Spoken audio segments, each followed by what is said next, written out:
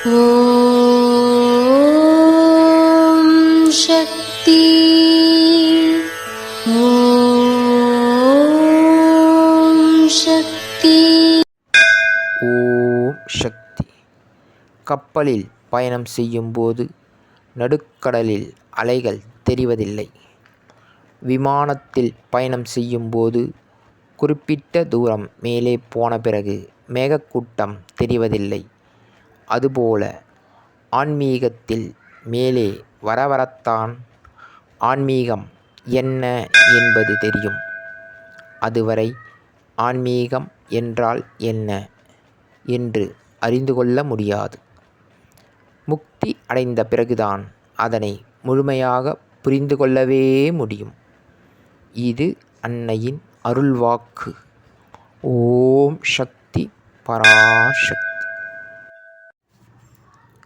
ஓம் சக்தி.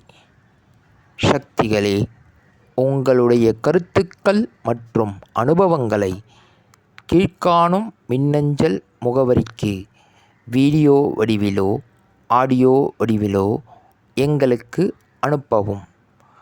மற்றும் மறுவூர் மகிமை யூடியூப் சேனலை சப்ஸ்கிரைப் செய்யவும். ஓம் சக்தி.